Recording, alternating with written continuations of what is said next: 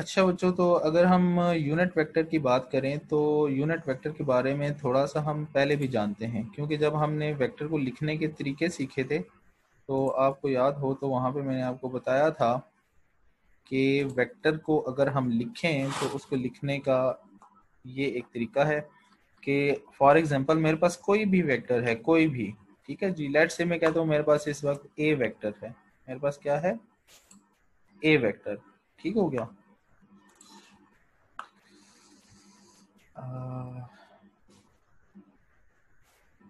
सो मेरे पास एक ए वेक्टर है। तो अगर ए वेक्टर है तो उसके ऊपर हम क्या डाल देते थे? एक एरो का साइन डाल देते थे, तो मुझे पता चल जाता था कि A is a vector. A is a vector, ठीक है। सो ए कोई भी वेक्टर है, मुझे नहीं पता ये फोर्स है व्हाटसोएवर, कोई भी वेक्टर है जिसका नाम हमने क्या रख दिया है? ए रख दिया। सो ए इज अ वेक्टर, ठीक है। तो मैंने इसके अलावा आपको बताया था अगर मैं सिर्फ ए का मैग्नीट्यूड लिखना चाहूँ तो उसका तरीका ये है कि आप दो साइडों पे बार्स डालेंगे और इस ए को, वेक्टर को इसके अंदर लिख देंगे, ठीक है जी। तो आपको पता चल जाएगा कि अब आप इस ए वेक्टर का सिर्फ और सिर्फ क्या ले रहे हो? मैग्नीट्यूड ले रहे हो। आपको इसकी डायरेक्शन से कोई भी गर्ज नहीं है। और मैंने इसके अलावा आपको ये भी बताया था कि अगर हम सिर्फ ए वेक्टर की डायरेक्शन लें तो उसका ये तरीका है कि आप ए लिखोगे और इसके ऊपर ये कैप डाल दोगे। इसको हम नाम देते हैं यूनिट वेक्टर। इसे हम क्या नाम देते हैं बच्चे? Unit vector. और मैंने आपको लास्ट टाइम भी बताया था, आपने ये बातें जो है वो मेरी जो मैं बोलता हूँ इसको आपने याद रखना है, ठीक है जी। क्योंकि बार बार चीज़ें अब यूज़ होंगी तो ये आपके जहन में बैठ जाना चाहिए, ठीक है। तो ये मैग्नीट्यूड बताएगा और जो यूनिट वेक्टर होता है ये मुझे क्या बताता है? डायरेक्शन के बारे में इंफॉर्मेशन देता है, ठीक है जी। डायरेक्शन के बारे में जो इंफॉर्मेशन वेक्टर देगा उसको हम क्या नाम देते हैं? Unit vector. यूनिट वेक्टर, ठीक है जी। अच्छा, मैंने इसके अलावा फिर एक इक्वेशन बनाई थी। वो इक्वेशन क्या थी? अब ये देखें, अब ये ए वेक्टर हो गया ना, ये क्या है? ए वेक्टर है। क्या मैं अब इसको इक्वेशन की फॉर्म में लिख सकता हूं? That is equal to a magnitude, a vector magnitude into a vector direction. अब ये मैग्नीट्यूड बता रही है चीज, ये चीज क्या बता रही है? मैग्नीट्यूड। और ये चीज क्या बता रही है? डायरेक्शन। मैग्नीट्यूड भी आ गया, डायरेक्शन भी आ गई। इन दोनों क्वांटिटीज ने मिल के, इन दोनों क्वांटिटीज ने मिल के क्या बना दिया? ए को वेक्टर बना दिया। That's it. तो ये कंप्लीट वेक्टर को लिखने का तरीका है और ये तरीका इसी कंप्लीट वेक्टर को तोड़ के लिखने का है, ठीक है जी। ये इसका मैग्नीट्यूड बता रहा है और ये क्या बताएगा? डायरेक्शन बताएगा। सो मैग्नीट्यूड भी आ गया और डायरेक्शन भी आ गई, तो हमने इन दोनों चीजों को मिला के एक कंप्लीट वेक्टर ए लिख लिया, ठीक है जी। ये तो सारी बातें वही हैं जो कि हम अभी तक जो है वो पिछले लेक्चर्स के अंदर सीख के आए हैं, ठीक हो गया। अच्छा, अभी देखिएगा जरा, मैं आपके सामने अब एक और चीज लिखूंगा। So this is a vector, this is a vector जो कि अभी हमने सीखा। सो ए वेक्टर को हम लिख सकते हैं, A vector is equal to mod of A या magnitude of A, magnitude of A vector into direction of A vector या फिर A unit vector. That's it. और यही काम हमने लास्ट टाइम भी किया था। तो अब आप देखो कि ये चीज कंप्लीट वेक्टर है, ये वाली, ये इसी वेक्टर को तोड़ के लिख दिया। ये चीज इसकी डायरेक्शन मैग्नीट्यूड बता रही है और ये चीज इसकी डायरेक्शन को रिप्रेजेंट कर रही है, ठीक है जी।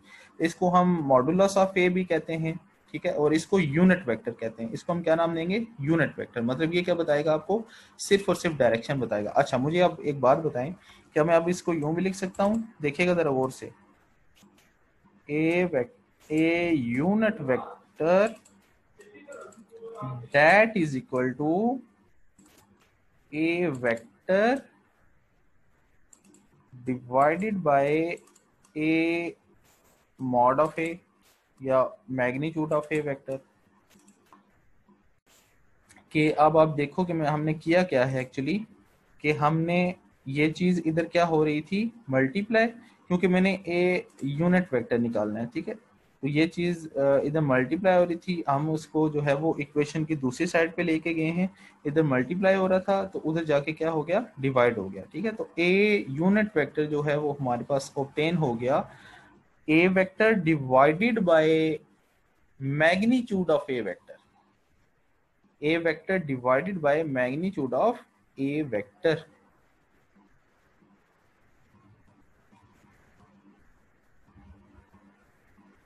सो हम इस तरीके से किसी भी वेक्टर का यूनिट वेक्टर निकाल सकते हैं, हम किसी भी वेक्टर का यूनिट वेक्टर निकाल सकते हैं। ठीक है जी, तो मैंने क्या किया, मैंने कुछ भी नहीं किया, सिंपल ए वेक्टर जो था उसको मैंने तोड़ के लिखा, उसके मैग्नीट्यूड और डायरेक्शन की फॉर्म में, मैग्नीट्यूड भी आ गया, डायरेक्शन भी आ गई। अच्छा जी, फिर हमने क्या किया कि उसी चीज को फिर रीअरेंज कर लिया, ये मैग्नीट्यूड इधर मल्टीप्लाई हो रहा था, उधर जाके क्या हो गया, डिवाइड हो गया। सो अब ये क्या बन गया, complete vector, this is complete vector.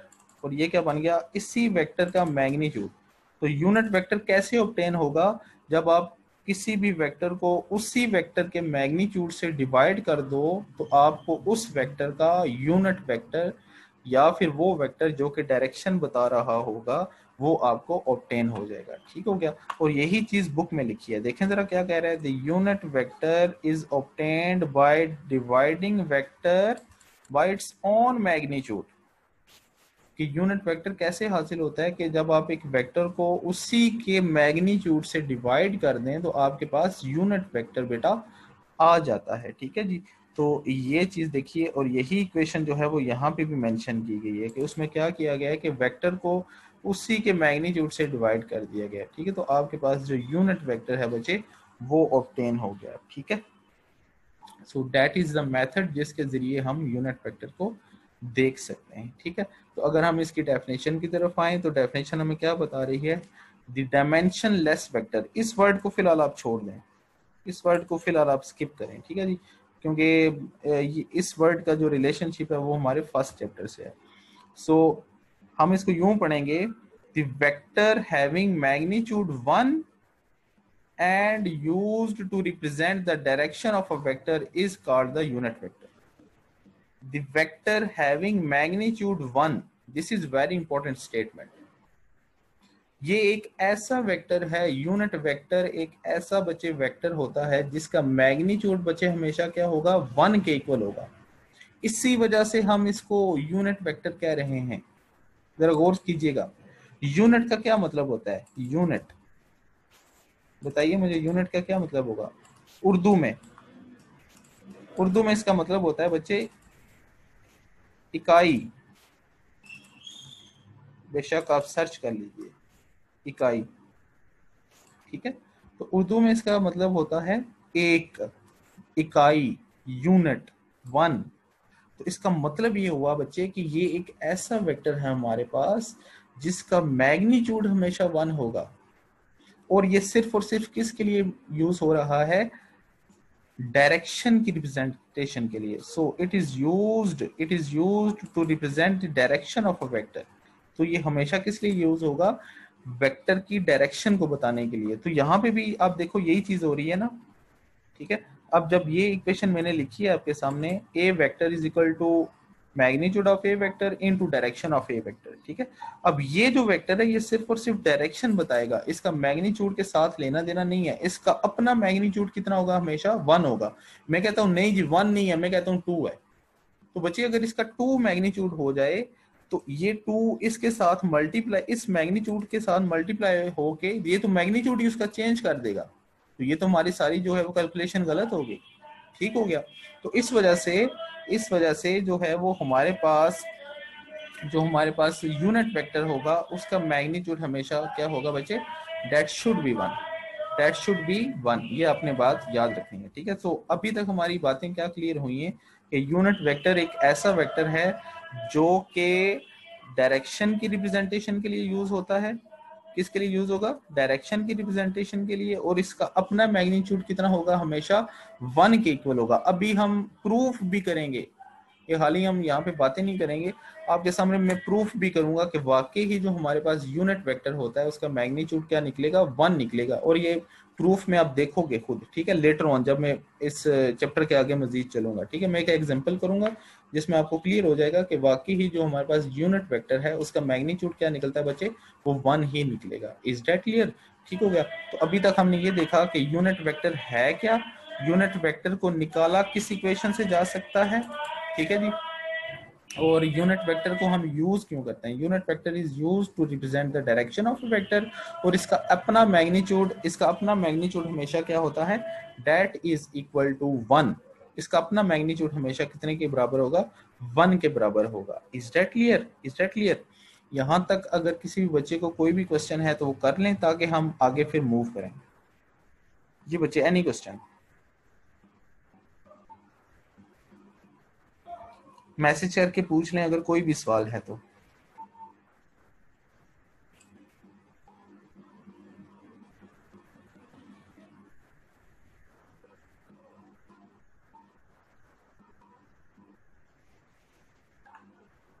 Okay बच्चे, तो आपने याद रखना है कि unit vector is used to represent the direction, direction. और इसका अपना मैग्नीट्यूड बच्चे हमेशा वो 1 के इक्वल होगा, ठीक है। और इसको हम इस इक्वेशन से निकाल सकते हैं। ओके, आइए अब एक कुछ इंपॉर्टेंट जो हमारे पास यूनिट वेक्टर्स हैं उनको सीखने की कोशिश करते हैं, इंपॉर्टेंट यूनिट वेक्टर्स को, ठीक है। तो यूनिट वेक्टर को लिखने का तरीका क्या होता है कि आप ए के ऊपर क्या डाल दोगे, एक कैप डाल दोगे, तो आपको यूनिट वेक्टर का जो है वो पता चल जाएगा। Is that clear? अच्छा जी, आइए अब देखते हैं, जरा एग्जांपल करते हैं। तो मैं आपके सामने ना 2 डायमेंशनल कोऑर्डिनेट सिस्टम बना रहा हूँ। 2 डायमेंशनल कोऑर्डिनेट सिस्टम पता है ना, वो हम कर चुके हैं, ठीक है जी। तो ये मेरे पास ना 2 डायमेंशनल कोऑर्डिनेट सिस्टम है। This is x, positive x axis, this is y axis, ठीक है जी। ये नेगेटिव एक्स एक्सिस होगा, ये नेगेटिव वाई एक्सिस होगा। उनको मैं लिख नहीं रहा, वो हमें पता है कि वो क्या क्या है, ठीक है जी। अब एक मिसाल लीजिएगा बच्चे, ये क्या होगा हमारे पास, ओरिजिन। मैं कहता हूं जी कि मैंने सफर तय करना है, मैंने कुछ डिस्टेंस कवर करना है बच्चे। मैंने क्या करना है, मैंने कुछ डिस्टेंस कवर करना है। मैं कहता हूं जी कि मैं 2 metre 2 metre x, positive x axis की डायरेक्शन में चला हूं। जरा गौर से इस एग्जांपल को देखना आपने। मैंने 2 मीटर किस एक्सिस के लॉन्ग मैंने डिस्टेंस ट्रेवल किया है, एक्स एक्सिस के लॉन्ग। तो मैंने ओरिजिन से अपना डिस्टेंस ट्रेवल करना शुरू किया बच्चे, और ये चलता चलता चलता चलता जनाब मैं इधर कहीं आ गया, और ये मैंने कह दिया फॉर एग्जांपल मैं यहाँ पे पहुंच गया, ये इस पॉइंट पे, ठीक है जी। तो ये जो है मैंने 2 मीटर डिस्टेंस यहाँ तक कवर कर लिया। कितने मीटर डिस्टेंस ट्रेवल किया मैंने, 2 मीटर। और किस एक्सिस के लॉन्ग बच्चे ट्रेवल किया है, एक्स एक्सिस के लॉन्ग। बात सीधी सी है, कोई मसला ही नहीं है। अच्छा, फिर मैं कहता हूं अच्छा जी, अब मैंने 2 मीटर वाई एक्सिस के लॉन्ग जाना है। यहां से ही आगे अब किस एक्सिस के लॉन्ग जाना है, वाई एक्सिस के लॉन्ग। तो मैं क्या करूंगा, अब यहां से अपना सफर शुरू करूंगा। अच्छा जी, चलता चलता चलता चलता चलता चलता मैं इधर कहीं पहुंच जाऊंगा, ठीक हो गया। तो अब ये 2 मीटर अलोंग वाई एक्सिस हो गया, ठीक है जी। तो सिंपल सी एग्जांपल मैंने की है। 2 मीटर जो है मैं एक्स एक्सिस के लॉन्ग चला हूं, और 2 मीटर की मैं वाई एक्सिस के लॉन्ग चला हूं। तो मैं इस पी पॉइंट पे पहुंच गया। ऐसा ही होगा ना, होगा कि नहीं? यस। तो मैंने 2 मीटर एक्स एक्सिस के लॉन्ग डिस्टेंस ट्रेवल किया है, और मैं 2 मीटर अलोंग वाई एक्सिस के लॉन्ग जो है वो डिस्टेंस ट्रेवल कर चुका हूँ, ठीक है जी। अच्छा, अब मुझे बताएं कि मैं ओरिजिन के हिसाब से कहां पे खड़ा हूं, ओरिजिन के हिसाब से, ठीक है। तो मैं क्या करूंगा, मैंने तो अपनी जो है वो अपनी पोजीशन देखनी है विद रिस्पेक्ट टू ओरिजिन। तो मैं क्या करूंगा, ओरिजिन से एक लाइन पकड़ूंगा और इस पी से मिला दूंगा, और यहाँ पे क्या लगा दूंगा, एरो हेड, ठीक हो गया। तो अब ये जो मेरे पास एक एरो बना है, ये मुझे क्या बता रहा है, मेरी position with respect to origin. कि मैं ओरिजिन से कितने फासले पे हूं। तो क्योंकि ये मुझे ओरिजिन से मेरी डायरेक्शन भी बता रहा है ये एरो, कि मैं ओरिजिन से किस डायरेक्शन में मूव किया हूं ओरिजिन के हिसाब से, और ओरिजिन से कितना दूर हूं ये भी बता रहा है। दोनों इंफॉर्मेशन दे रहा है कि नहीं, मुझे बताइए। सामने नजर आ रहा है कि मेरे पास दोनों इंफॉर्मेशन हैं, कि मैं ओरिजिन से कितना दूर हूं और मेरी ओरिजिन से डायरेक्शन किस तरफ है। मैग्नीट्यूड भी आ गया, डायरेक्शन भी आ गई। तो क्या मैं अब ये जो लाइन खींची है मेरे पास, इसको मैं डी वेक्टर कह सकता हूं? D vector, displacement vector, yes I can say it as a d vector. इसको मैं नाम दे सकता हूं कि ये मेरे पास अब एक डी वेक्टर है या फिर डिस्प्लेसमेंट वेक्टर है, जो कि मेरी मुझे पोजीशन बता रहा है विद रिस्पेक्ट टू ओरिजिन। दोबारा एग्जांपल को समझिएगा, हमने कैसे देखा इसको। मैंने आपको एक इंफॉर्मेशन दी बच्चे, मैंने कहा जी कि मैंने 2 मीटर डिस्टेंस ट्रेवल किया है अलोंग एक्स एक्सिस, और फिर वहां से ही मैंने अपने सफर को शुरू किया अलोंग वाई एक्सिस, और 2 मीटर अलोंग वाई एक्सिस मैंने डिस्टेंस ट्रेवल कर लिया, तो मैं पी पॉइंट पे पहुंच गया। ठीक है जी। अब मैंने अपनी पोजीशन, क्योंकि मैंने डिस्टेंस ट्रेवल करना कहां से शुरू किया था बच्चे, मैंने तो ओरिजिन से किया है। अब मैं अपनी ओरिजिन के हिसाब से पोजीशन देख रहा हूं। तो मैंने क्या किया, एक एरो एरो ड्रा किया, ओरिजिन से पकड़ा, और जहां पे काम खत्म हो रहा है वहां पे एरो लगा दिया। अब ये जो लाइन है इसके पास मैग्नीट्यूड होगा, यस कोई ना कोई तो मैग्नीट्यूड होगा। लेट्स से मैं कहता हूँ 3 मीटर है, 4 मीटर है, 5 मीटर है, व्हाट्सएवर, लेकिन मैग्नीट्यूड तो होगा ना ओरिजिन के हिसाब से इस पी पॉइंट का। और डायरेक्शन भी आ गई, तो मैग्नीट्यूड भी आ गया, डायरेक्शन भी आ गई। तो इस पर्टिकुलर लाइन को या इस एरो को अब मैंने डी वेक्टर या फिर डिस्प्लेसमेंट वेक्टर का नाम दे दिया। Is that clear? Is that clear? अच्छा अब देखना जरा, अब जरा गौर से समझने वाली बात है बच्चे। अब मैंने इस डी वेक्टर को बच्चे लिखना है। अब देखें, तो मैं क्या यूं लिखूं कि जी अच्छा डी वेक्टर है मेरे पास 2, ये डी वेक्टर कैसे बना है कि जी मैंने 2 metre along x axis distance travel किया, फिर मैं इसमें जमा करूं कि जी मैंने फिर plus 2 metre along y axis distance travel किया, तो तब जाके मेरे पास डी वेक्टर बना है। बना तो ऐसे ही है ना, जाहिर सी बात है, क्योंकि इतने दो डिस्टेंसेस ट्रेवल करने से ही मैं इस पी पॉइंट पे पहुंचा हूं, इस पी पॉइंट पे पहुंचा हूं। Is that clear? ऐसे ही बना है ना कि जो डी वेक्टर है वो मैंने इतना इतना डिस्टेंस ट्रेवल किया तो पी पॉइंट पे पहुंचा हूं, और फिर पी पॉइंट की पोजीशन मैंने विद रिस्पेक्ट टू रीजन देखी है। ठीक है। अच्छा अब मैं क्या यूं लिखूं कि जी मैंने 2 metre along x axis distance travel किया है plus 2 metre along y axis distance travel किया है और मैं डी पे पहुंच गया हूं। सो आप देख रहे हो ये this is not a sensible thing, ये कोई मजे की चीज नहीं लग रही हमें। तो ये मतलब इसमें कुछ कहते हैं कि कुछ अट्रैक्शन नहीं है कि जी x axis and y axis, क्योंकि फिजिक्स जो है वो इस तरह जुबानी बातों को नहीं मानती। तो अब हम क्या करेंगे कि हम इस एक्स एक्सिस के लिए और इस वाई एक्सिस के लिए कोई यूनिट वेक्टर डिफाइन कर लेते हैं। हम इस एक्स एक्सिस की डायरेक्शन को रिप्रेजेंट करने के लिए और इस वाई एक्सिस की डायरेक्शन को रिप्रेजेंट करने के लिए कोई यूनिट वेक्टर डिफाइन कर लेते हैं। तो अब देखना जरा, अब देखिएगा, मैं इसी इक्वेशन को एक अच्छे तरीके से आपके सामने लिखूंगा। अब देखें, क्या मैं अब इसको यूं लिख सकता हूं, now d vector that is equal to 2 i unit vector plus 2 j unit vector. That is very sensible and very neat and clean thing. अब देखो जरा, ये आई यूनिट वेक्टर मुझे क्या बताएगा कि मैंने किस डायरेक्शन में 2 मीटर डिस्टेंस ट्रेवल किया बच्चे, एक्स एक्सिस की डायरेक्शन में। और ये जे यूनिट वेक्टर क्या बताएगा कि मैंने किस एक्सिस के लॉन्ग डिस्टेंस ट्रेवल किया है, वाई एक्सिस के लॉन्ग में। तो बच्चे अब मुझे वो चीजें लिखने की जरूरत नहीं है कि जी 2 metre along x axis plus 2 metre along y axis और मैं उधर पहुंच गया। नो, अब मैंने अपने एक्सिस की डायरेक्शंस को यूनिट वेक्टर की शक्ल में लिख लिया। अपनी एक्सिस की डायरेक्शन को किस शक्ल में लिख लिया है बच्चे, यूनिट वेक्टर्स की शक्ल में लिख लिया है। तो अब मेरी इंफॉर्मेशन कंप्लीट हो गई कि अब देखें जरा कि मैंने जी 2 metre along x axis distance travel किया था और उस एक्स एक्सिस को आई यूनिट वेक्टर से लिख लिया, और 2 metre along y axis distance travel किया था, उस वाई एक्सिस को मैंने जे यूनिट वेक्टर की शक्ल में लिख लिया। तो ये यूनिट वेक्टर किस लिए यूज हो रहे हैं? डायरेक्शंस को रिप्रेजेंट करने के लिए। और किन की डायरेक्शंस को रिप्रेजेंट कर रहे हैं? ये एक्सिस, एक्स एक्सिस और वाई एक्सिस की डायरेक्शंस को रिप्रेजेंट कर रहे हैं। ठीक है जी। तो अब हमने अपने इस इंफॉर्मेशन से एक इक्वेशन जनरेट कर ली है और मैंने इस डिस्प्लेसमेंट वेक्टर को इस शक्ल में लिख लिया है। Is that clear?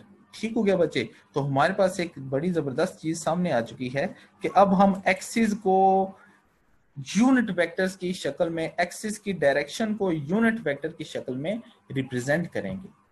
Is that clear? ठीक हो गया। और यही चीज अगर आप देखो तो आपकी जो पर्टिकुलर बुक है उसमें भी मेंशन है कि आप देखो यहाँ पे वो क्या कह रहा है, the unit vectors perfectly along x axis is represented as i unit vector, कि जो एक्स एक्सिस के लॉन्ग यूनिट वेक्टर होगा उसको हम आई यूनिट वेक्टर से लिखेंगे, वाई एक्सिस के जो होगा वो जो जे यूनिट वेक्टर होगा। ओके, लेकिन ये हो गया टू डायमेंशनल कोऑर्डिनेट सिस्टम। ये क्या था? टू डायमेंशनल कोऑर्डिनेट सिस्टम था। लेकिन हमने जो है वो जाहिर सी बात है 3 डायमेंशनल कोऑर्डिनेट सिस्टम भी जो है वो पड़ा हुआ है। उसमें एक तीसरा एक्सिस भी आ जाता है जिसको हम जेड एक्सिस का नाम देते हैं। तो अगर हमने तीसरा एक्सिस भी इन्वॉल्व करना हो, जब हम 3 डायमेंशंस में चले जाएंगे तो फिर हम तीसरा एक्सिस भी यूज करेंगे, उसको हम के यूनिट वेक्टर का नाम देंगे। तो जो के यूनिट वेक्टर है बच्चे, ये किस एक्सिस की डायरेक्शन को रिप्रेजेंट करेगा? z एक्सिस की। These are very very important points. ये बहुत ही इंपॉर्टेंट पॉइंट्स हैं जो मैंने आपके सामने अभी डिस्क्राइब किए हैं बच्चे। These are very important points. ठीक हो गया जी। तो आपने देखा कि किस तरीके से हमने x एक्सिस, y एक्सिस और z एक्सिस के यूनिट वेक्टर्स को यहाँ पे डिस्कस किया है। ठीक हो गया। और मैंने एग्जाम्पल से आपको जो है वो समझा दिया। अच्छा, अगर मैंने इसी डी वेक्टर को, जो कि डिस्प्लेसमेंट वेक्टर था, अब इसको अगर 3 डायमेंशंस में लिखना चाहूं तो फिर कैसे लिखूंगा? अब देखें जरा, मैं इसको यूं लिख सकता हूं, d vector is equal to i unit vector plus 2 j unit vector plus 2 k unit vector. That's it. तो अब मुझे यहां से क्या इंफॉर्मेशन मिल रही है? तो मैंने 2 metre along x axis distance travel किया, 2 metre along y axis distance travel किया और 2 metre along z axis distance travel किया। तो इन तीनों डिस्टेंसेस को मिला के विद रिस्पेक्ट टू ओरिजिन जो मेरे पास डिस्प्लेसमेंट वेक्टर बना वो बन गया डी वेक्टर। उसको हमने क्या नाम दे दिया? D vector. सो 3 डायमेंशन में एक और यूनिट वेक्टर भी इन्वॉल्व हो जाएगा, उसको हम के यूनिट वेक्टर का नाम देंगे। उसे हम क्या नाम देंगे? के यूनिट वेक्टर का। Is that clear? ठीक हो गया जी। तो बच्चे फिलहाल हम इसको यहाँ पे ही रखेंगे क्योंकि अभी जो है जो है वो इसमें टाइम भी शॉर्ट रह गया और मैंने आपके क्वेश्चंस भी लेने। इंशाल्लाह फिर नेक्स्ट जो हमारा लेक्चर होगा उसमें हम सीखेंगे कि एडिशन ऑफ वेक्टर कैसे करनी है, और एक और वेक्टर भी जो है हम उसको स्टडी करेंगे जिसको हम normal to the plane area vector कहते हैं। ये लिखा हुआ है एन यूनिट वेक्टर। ठीक है, इसको हम नेक्स्ट लेक्चर में सीखेंगे। तो अभी मैं आपको अनम्यूट करूंगा, आपको कोई भी क्वेश्चन है तो आप कर सकते हैं। ठीक है जी,